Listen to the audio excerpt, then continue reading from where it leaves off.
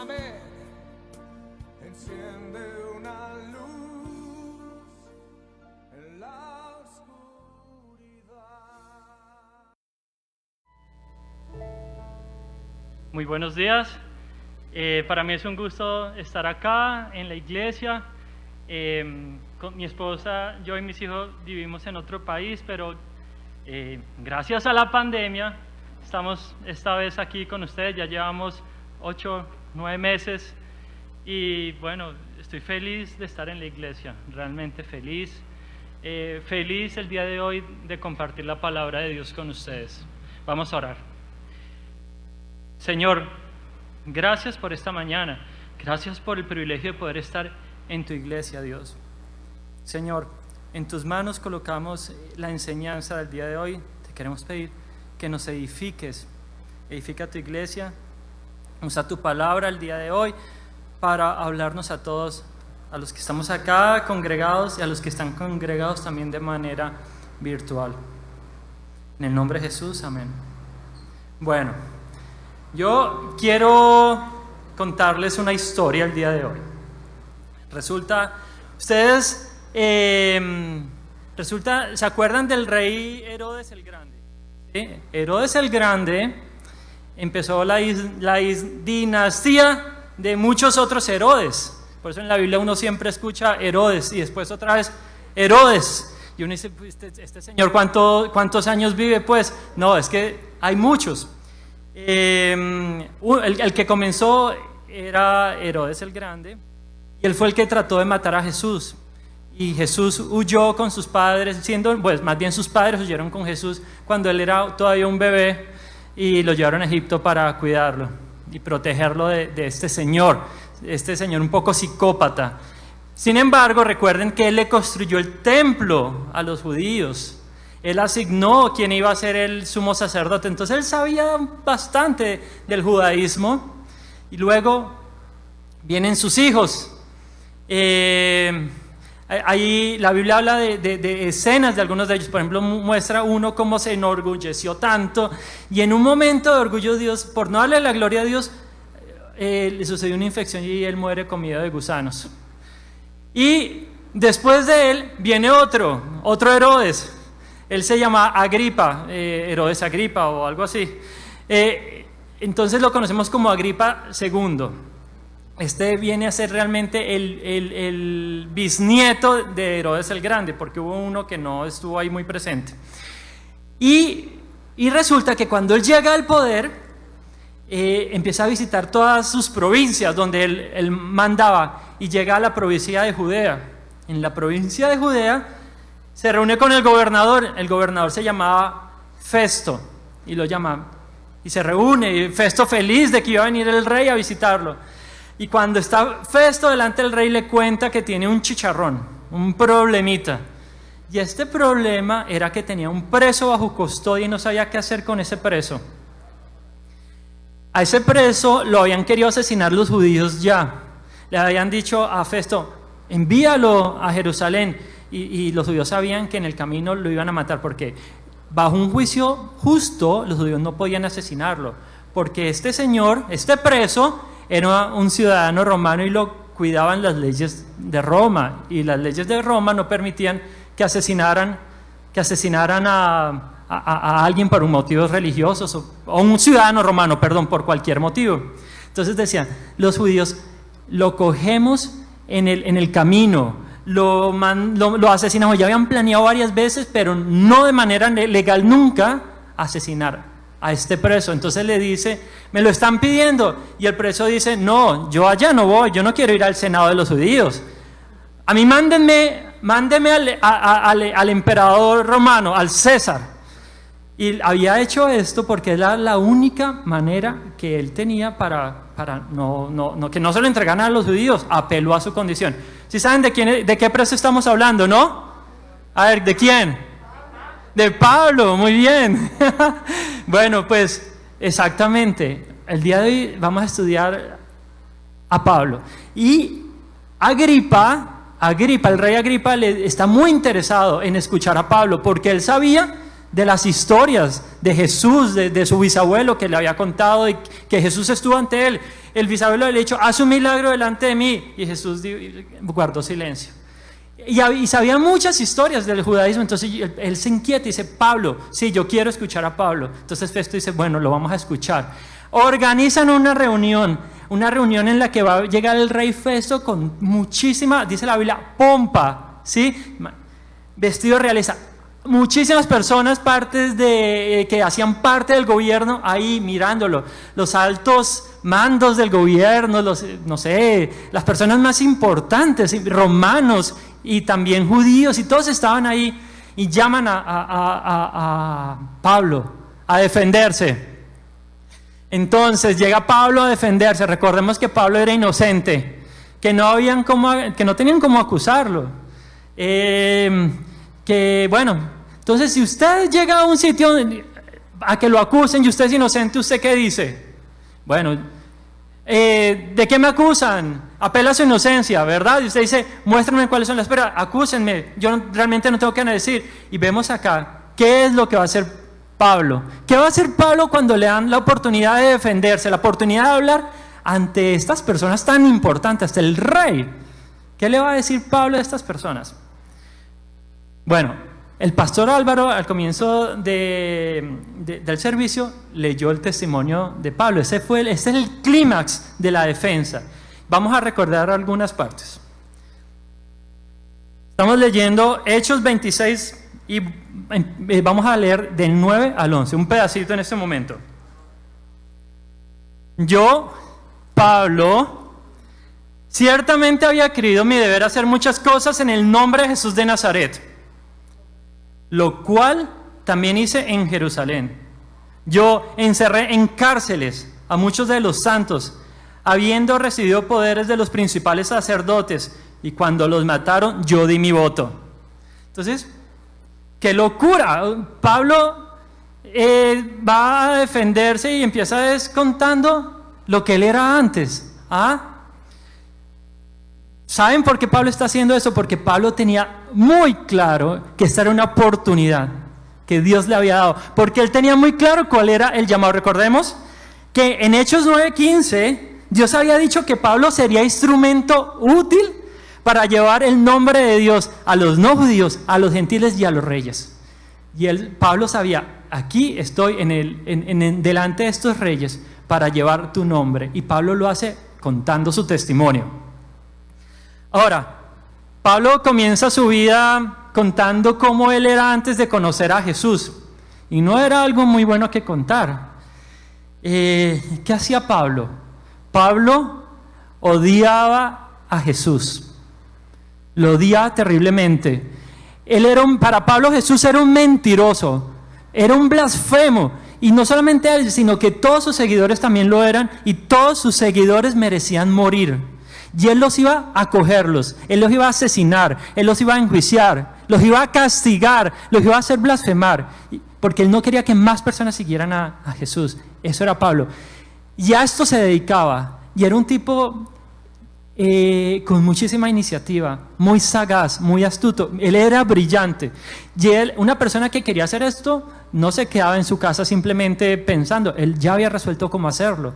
Él había ido ante las autoridades, había conseguido todos los medios legales para que él en persona ir y quitarse ese odio, matando a los cristianos. Nosotros recordamos que dice Pablo, cuando mataron a Esteban, yo estaba ahí. Pero si leemos este versículo, parece que hubo hubo otras personas más, porque él dice, cuando los mataban, yo di mi voto, en plural, impresionante. Bueno, este era Pablo. Terrible, ¿no? Una persona así, es como, ¿qué podríamos pensar una persona así hoy en día? Bueno, ¿saben qué es más triste todavía? Que Pablo no sabía que le estaba haciendo mal, él pensaba que estaba haciendo bien. Él pensaba que así le servía a Dios. Miren, dice, en versículo 9, había creído mi deber hacer muchas cosas contra el nombre de Jesús. Había creído mi deber hacer muchas cosas contra el nombre de Jesús. Uy, Pablo, qué equivocado estaba ciego, no se había dado cuenta. de que estaba ciego. Y esta era su vida antes de su encuentro con Jesús. Y haciendo esto, ocupado en esto, miren lo que sigue narrando. Vamos a leer el versículo 12 al 15. Ocupado en esto, iba yo a Damasco con poderes y en comisión de los principales sacerdotes. Cuando mediodía, oh rey, yendo por el camino, vi una luz del cielo que sobrepasaba el resplandor del sol, la cual me rodeó a mí y a los que iban conmigo. Y habiendo caído todos nosotros en tierra, oí una voz que me hablaba y decía en lengua hebrea: Saulo, Saulo, ¿por qué me persigues? Dura cosa te es dar cosas contra el aguijón. Y entonces dije: ¿quién eres, Señor? Y el Señor dijo: yo soy Jesús, a quien tú persigues. Pablo tuvo un encuentro con Jesús, pero no fue un encuentro superficial, fue un choque. Él va por el camino en su caballo, haciendo el propósito de su vida, creyendo hacer lo correcto, para lo que cree que está aquí en la tierra, lo que fue llamado, cumpliendo sus deseos, sus metas, sus sueños, lo que haya sido, que él pensaba que era lo correcto hacer. Y de un momento a otro, Jesús, para quebrantar a este hombre tan fuerte, tan orgulloso de todo su conocimiento, se le tiene que parar enfrente de una manera fuerte, como que lo choca, ¿no? De una manera, casi un accidente en el camino. Y lo para y le dice, y miren los momentos físicos, las descripciones del acto físico. Miren, llega y una luz, queda ciego, se cae del caballo, está en tierra, postrado en tierra. Y además, ¿qué pasa? Él dice, y escucha una voz, y la voz dice, escucha una voz y dice: Saulo, Saulo, ¿por qué me persigue? Qué aterrador, qué momento tan terrible habrá sido este. Y cuando Saulo escucha esa voz, petrificado, aterrado, ¿qué es lo que está pasando ahí? Dice: ¿quién eres, Señor? ¿Y cuál es la respuesta? Yo soy Jesús, a quien tú persigues. Terrible. Yo creo que Pablo tuvo que haber quedado en ese momento completamente desbaratado. ¿Qué harían ustedes si hubieran estado ahí en su vida haciendo lo que decimos, esto es lo que yo quiero hacer en mi vida? Yo estoy, no sé, buscando la felicidad, ocupado en este asunto, en mis negocios, y de un momento a otro Jesús se te para enfrente y te choca la vida y te dice algo a través de un momento difícil. Muchas veces el Señor nos habla así a través de momentos difíciles. Los testimonios que escuchábamos ahorita, ¿no? A través de un padre alcohólico el Señor me habló, a través de un accidente el Señor me habló, de una enfermedad. Y a veces Dios utiliza estos momentos, y Dios está utilizando un momento duro. Pablo quedó discapacitado visualmente por unos días, y el Señor le tocó volverlo así para poder quebrantar a este hombre tan duro y poderle hablar. Y Pablo, postrado en tierra, escuchando que él ha estado luchando en contra de Dios, pensando que hacía lo bueno, pensando que hacía lo normal, lo que todo el mundo hace. Pablo ahí en tierra, que habrá pensado: bueno, ya, esto fue todo para mí, vinieron por mí, me van a fulminar, a erradicar algo. ¿Qué le dice Dios? Jesús le dice en el versículo 16, vamos a leer del 16 al 20: pero levántate y ponte sobre tus pies, porque para esto he aparecido a ti, para ponerte por ministro y testigo de las cosas que has visto y de aquellas en que me apareceré a ti, librándote de tu pueblo y de los gentiles, a quienes ahora te envío, para que abras sus ojos y para que se conviertan de las tinieblas a la luz y de la potestad de Satanás a Dios, para que reciban por la fe que es en mí perdón de pecados y herencia entre los santificados. Por lo cual, oh rey Agripa, no fui rebelde a la visión celestial, sino que anuncié primeramente a los que están en Damasco y en Jerusalén y por toda la tierra de Judea, a los gentiles que se arrepintiesen y se convirtiesen a Dios, haciendo obras dignas de arrepentimiento. Entonces, Pablo, en este momento, en su encuentro con Jesús, recibe un nuevo rumbo, recibe toda una esperanza, recibe perdón por lo que había hecho, arrepentimiento en el nombre de Jesús. Miren el cambio de rumbo de Pablo. Nosotros a veces decimos, ¿qué es arrepentimiento? Decimos, arrepentimiento es un cambio de mente. Sí, muy bien. ¿Y qué significa un cambio de mente? Cambio de mente significa un cambio de actitud. Lo que yo hacía no lo hago. Miren el arrepentimiento en el caso de Pablo. Pablo pensaba que Jesús era el mentiroso más grande y lo odiaba. Era un blasfemo. Y ahora él se da cuenta que Jesús es Dios y lo va a amar y le va a servir.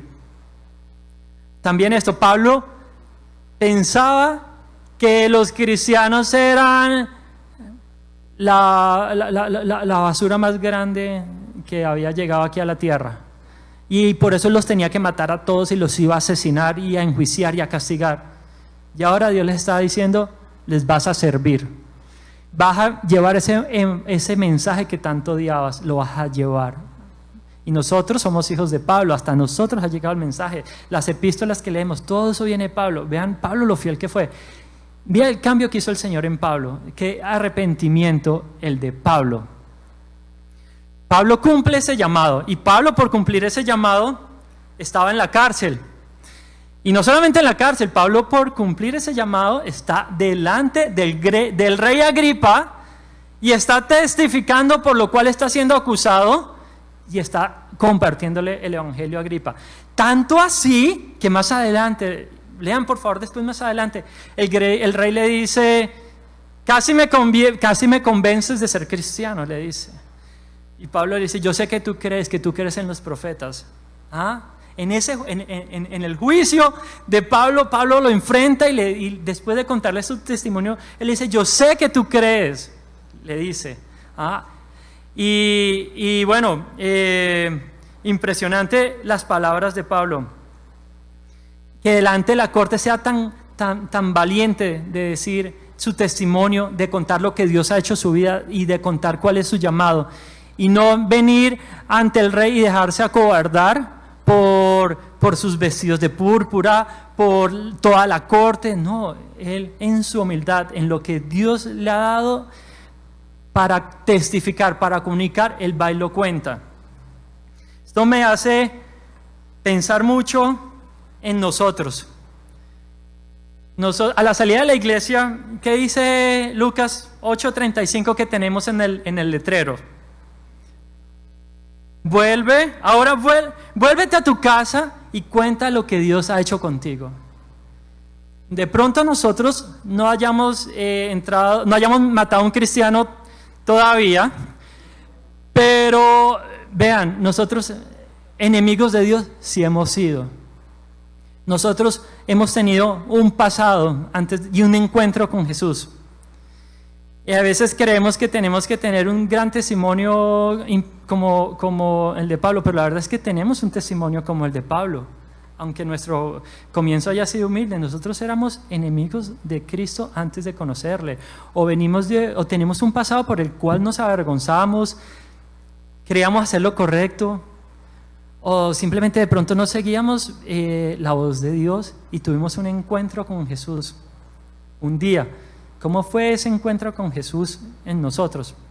O de pronto ya te has encontrado con Jesús. ¿Y qué viene después del encuentro con Jesús? Un cambio y una misión. Un arrepentimiento, cambio de rumbo y una misión.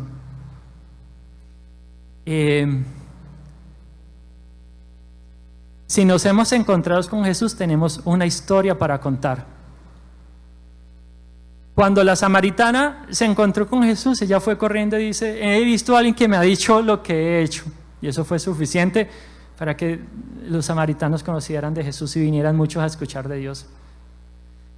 Cuando el ciego se encontró con Jesús, el ciego no fue allá a hablar de teología. El ciego fue y dijo, yo solo sé que era ciego y ahora veo. Y eso hizo Jesús por él y eso contó. Yo quiero animarnos, a ustedes y a mí, que viendo el testimonio de Pablo, lo valiente que fue Pablo, nosotros le pidamos a Dios, Dios, danos por favor ese valor para aprovechar cualquier oportunidad para contar lo que Dios ha hecho en mí. Estamos hablando de que viene una semana evangelística, ¿no? Esta semana. Dios, danos valor, por favor, para invitar personas para que escuchen lo que tú has hecho en otros. Que escuchen el mensaje de lo que tú puedes hacer en la vida de una persona. Tenemos un testimonio que Dios nos ha dado, una historia con Jesús. Contemos esa historia. Yo cuando crecí en el grupo de jóvenes, a veces nos decía el pastor de jóvenes, nos decía, bueno, en 15 minutos vaya y hable de Dios. Y nos, ¿qué, en 15 minutos? ¿Y qué voy a decir? Cuente lo que Dios ha hecho en usted, nos decía. Y uno lo que Dios ha hecho en mí, bueno, yo creo que algo sí puedo decir de eso, ¿no? Algo sí podré decir de lo que Dios ha hecho por mí. Y éramos muchachos, y pasaba alguien y decía, Dios, no sé, Dios le dio sentido a mi vida, ¿sí? Yo tenía mis metas en lograr cosas en la vida, y Dios cambió esas metas, porque sé que lo que ahora sé que una vida con Jesús es más importante, cosas sencillas, y la gente creía en Cristo. ¿Qué ha hecho Jesús por ti? ¿Hay algo en tu historia que puedes contar? Tenemos ese mensaje importantísimo, y Dios nos ha dicho, ahora ve y cuenta lo que Dios ha hecho por ti. Y pensando en nuestro testimonio, quiero que cantemos una canción. Esta canción es muy, muy especial porque es una canción basada en un testimonio. Y en un testimonio de una persona que también fue discapacitada y en su discapacidad conoció de Cristo. Y yo la escuché y dije, ay, parece la historia de Pablo. Algo hay de la historia de Pablo. Pero también yo dije, también parece mi historia. También hay algo de mi historia ahí. Entonces, cantémosla. Si se la saben, si no se la saben, escuchémosla. Y démosle gracias a Dios por lo que Dios ha hecho en mí. Y pensemos que ese mensaje lo vamos a llevar a otras personas. Dios nos ha dado nuestros amigos, nos ha dado nuestra familia, nos ha dado un curioso que se nos va a atravesar y nos va a decir, hey, tus niños, ¿por qué son tan juiciosos? Bueno, es por lo que Dios ha hecho por mí. O, ¿a ti por qué te va también en el trabajo? O, ese luto, ¿cómo? Yo no sé cómo haces para sobrellevar ese luto. ¿Cómo haces para llevar esa enfermedad? ¿Cómo haces? Son choques que hemos tenido de pronto en algún momento de nuestra vida. Y Dios, no dejemos pasar esa oportunidad, esas citas divinas. Como Pablo tuvo una cita divina con el rey Agripa, no dejemos pasar nuestras citas divinas con las personas que Dios nos ponga enfrente para compartirle a Dios. Sublime gracia del Señor, que a un infeliz salvó. Fui ciego, mas hoy miro yo, perdido, y Él me halló. Su gracia me enseñó a temer, mis dudas ahuyentó. Oh, cuán precioso fue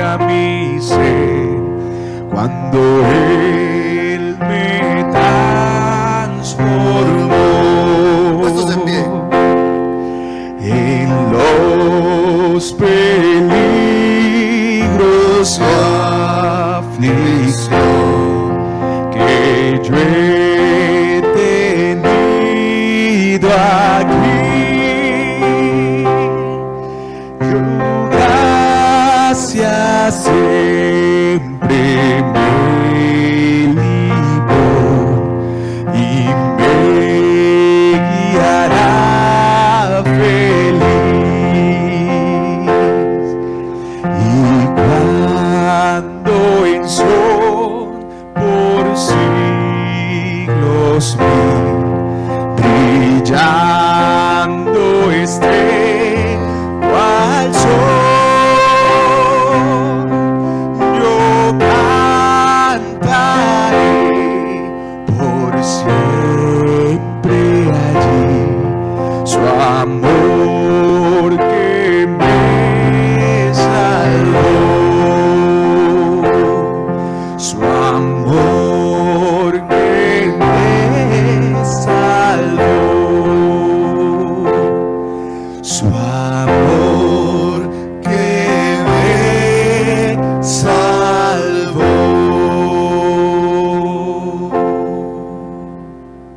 Bueno, hace todo un minuto y no se desconecten todavía, vamos a terminar recordando el desafío que tenemos esta semana. El predicador dijo algo muy bonito, una frase que le capté. Si nos hemos encontrado con Jesús, tenemos una historia para contar. Esta semana es una semana especial para compartir. La comunidad, por la virtualidad que estamos viviendo, hemos tomado la decisión de, pensando en el énfasis del año, el Evangelio de Jesucristo, hacer reuniones virtuales y por grupos. Entonces, desde los niños hasta los matrimonios, pasando por jóvenes, por mujeres ejecutivas, por mujeres cabeza de familia, por los hombres. Entonces, cada uno de esos grupos son 9 reuniones que vamos a tener. Usted asiste a una reunión de esas, a la reunión que regularmente va. Si no va, pues quiere decir que tiene que pensar que puede ingresar por primera vez quizá. Pongo ejemplos. Los matrimonios van a tener la reunión el viernes a las 7 de la noche. Entonces usted se conecta y tiene una reunión especial, hay un invitado especial para compartir el Evangelio. Pero usted no, la reunión es para usted, la reunión es para que usted invite a alguien. Entonces usted va a tener un link que le manda a un amigo. Creo que es la forma más sencilla de evangelizar que podemos pensar que existe en este momento.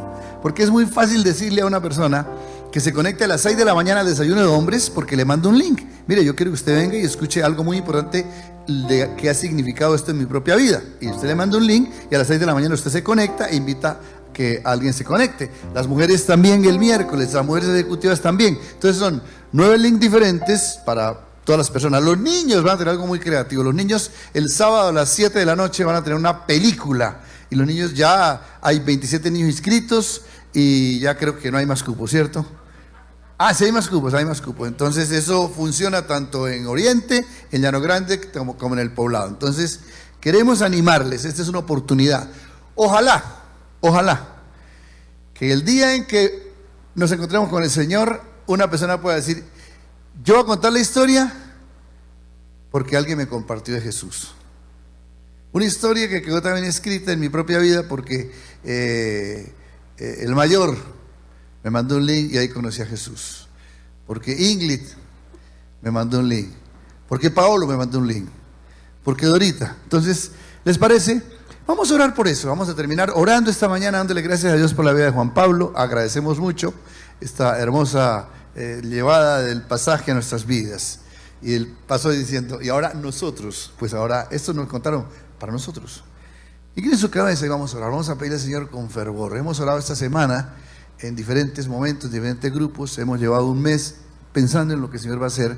Pues ahora estamos listos para cruzar el río, cruzar el mar con nuestros amigos. Tenga en mente en este momento una persona.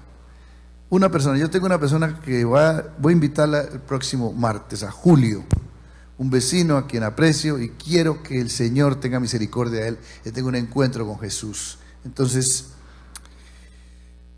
amado Padre, este ramillete de pensamientos que tenemos, seres humanos necesitados, como decía el predicador, enemigos de Dios, aún por piadosos que parezcan, Señor, necesitan un encuentro contigo. Un encuentro revelador que rasgue, Señor, que consuma la vida y que ponga delante de cada persona la verdad de Jesús, el Salvador del mundo. Gracias por el Evangelio que nos fue consignado en la persona de Jesús. Gracias porque el Evangelio es Jesucristo, el que habló en hebreo a Pablo, el que se apareció en el camino, el que tumbó a este hombre a tierra, el que iluminó y el que encegueció. Te pido, Señor, que pase, quizá en otras formas, pero que pase lo mismo, un encuentro transformador para cada persona que vamos a invitar esta semana. Yo te ruego que nos ayudes, danos coraje, danos sensibilidad. Esa es la vida nuestra, Señor. Nos convertimos, dice el texto, ¿para qué? Para esto me aparecía a ti, para que tú seas ministro, para que tú seas mensajero y testigo mío. Te pido que así sea en nosotros y que tengamos la conciencia clara, que la vida cristiana no tiene significado si no es por ese para. Irnos para el cielo, pues muy chévere, Señor, ese es el final de toda la historia, pero aquí en la tierra tenemos una encomienda, ser ministros y ser testigos tuyos. Entonces te pido que nos des valor, que el Espíritu Santo, el que transforma, el que cambia, Señor, nos utiliza a nosotros, así como utilizaste una luz, utilizaste una caída, utilizaste una voz, Señor, pero que a la final el que convenció de todo este asunto al apóstol Pablo, que le cambió el esquema de la vida, fue la persona misma del Espíritu Santo en el Evangelio de Jesús.